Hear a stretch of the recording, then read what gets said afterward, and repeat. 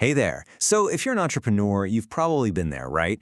You've got this amazing idea, but you're just stuck. You're trying to figure out where to focus, and it can feel totally overwhelming. Well, today we're going to fix that. We are diving deep into the Niche Finder tool. It's this super powerful framework that's all about cutting through the noise and guiding you straight to a profitable, laser-focused business. So let's jump right in.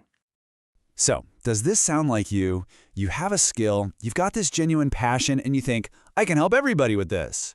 I mean, it's a great thought. It really is. But in business, oh man, that's a classic trap. Yep, because trying to serve everyone is pretty much the fastest way to serve no one. Seriously. When your message is so broad, it just doesn't connect with anybody. You end up as just another voice in this huge, noisy crowd, and the people who actually need your help, they can't even hear you. And that brings us to, honestly, one of the most important ideas in business today.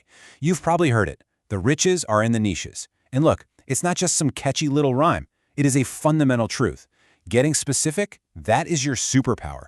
It's how you start attracting the perfect clients, how you can finally charge what you're worth, and how you build a business that doesn't just survive, it actually thrives. All right, Section 1, find your personal fit. This is all about aligning your business with your unique strengths. So where do we even begin this journey? Well, it's probably not where you think. We're not going to start by chasing the latest trends or what everyone else is doing. No, the journey starts by looking inward. We've got to find that sweet spot where your unique strengths meet what the market actually needs. Okay, so pretty much every successful business you can think of plays in one of these three massive areas. We call them the evergreen markets. You've got health, wealth, and relationships. And why evergreen? Simple. People will always spend money to improve their health, make more money, or fix their relationships. The demand is just always there. It's timeless. So our first mission is to figure out which one of these big buckets is the right fit for you.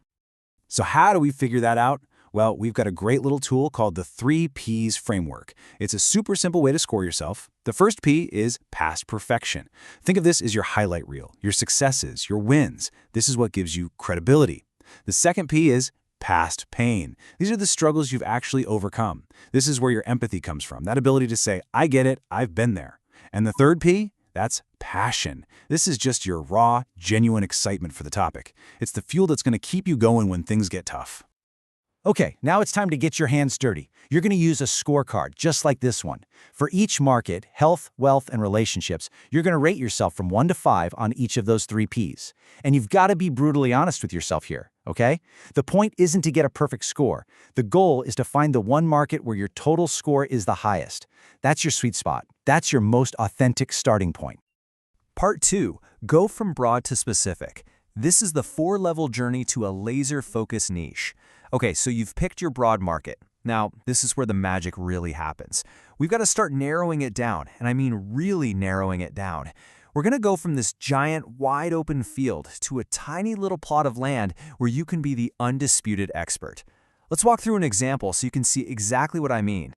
So for our example, let's just say that your highest score was in the wealth market. That's our level 1. It's our starting point, super broad, kind of vague, but it's where we know our personal fit is the strongest. Okay, time for level 2. We start to narrow it down. Inside the world of wealth, there are a million different things you could do. So let's pick one that lines up with our skills. Let's go with business consulting. See, we've already taken a huge step toward getting clearer. But we're not done yet. Let's get even more specific. Level 3 is about the who. Who are we consulting? Not just any business. We're going to focus on a very specific type of person, solopreneurs.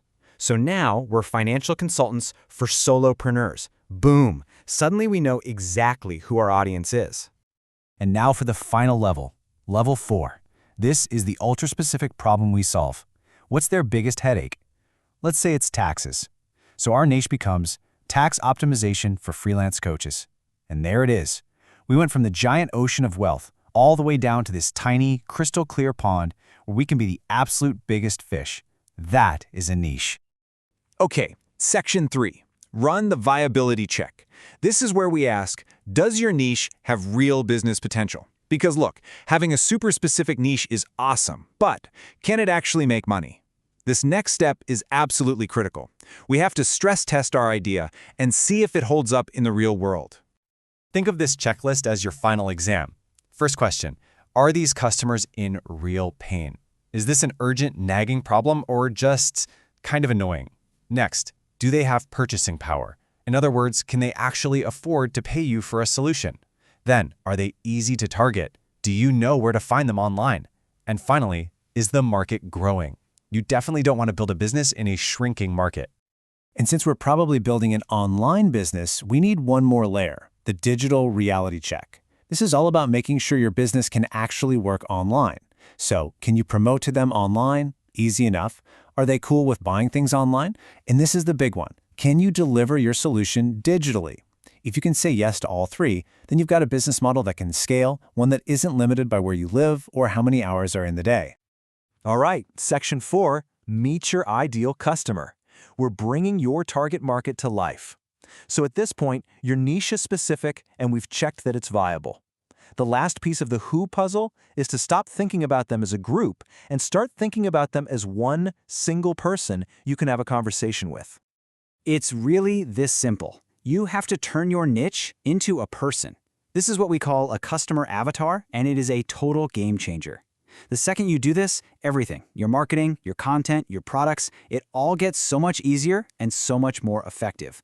Why? Because you're not just shouting into the void anymore. You're having a one-on-one conversation. And you really want to get detailed here. I mean, give them a name. What's their job? What's their background? What are the specific pains and frustrations that keep them up at night?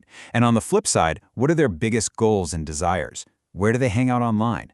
What's their mindset around money and investing in themselves? See, this isn't just some boring marketing task. It's about building an empathy map so you know that everything you do is for a real person. Okay, last section. Your path from here. Turning your validated niche into action. You've done the hard work, right? You've gone from this huge, vague idea all the way to a validated niche with a crystal clear picture of who you're serving. That's amazing. So what now? Now we turn all that clarity into action. Look, a great idea is worthless without execution. But that doesn't mean you need to go build some giant, perfect thing right away. No way. This is about taking small, smart steps. First, go talk to 5 or 10 of those ideal customers to make sure your idea is actually good. Then, check out the competition. What are they doing? How can you be different? After that, create a super simple, minimum viable offer just to see if people will buy. Start building your online presence where you know they hang out. And the whole time, the mantra is test, get feedback, and iterate. That's how you win. And this quote just says it all perfectly, doesn't it? The journey from confusion to clarity is complete. Now it's time to take action. You've done the thinking. You've done the strategy. You know your spot on the market. You know who you're talking to. The only thing left to do now is start. And that really is the most important question, isn't it? This whole thing, this entire framework was designed to get you right here, to this exact moment. You have the clarity, you have the roadmap. So the only question that matters now is, what's the very first action you're going to take?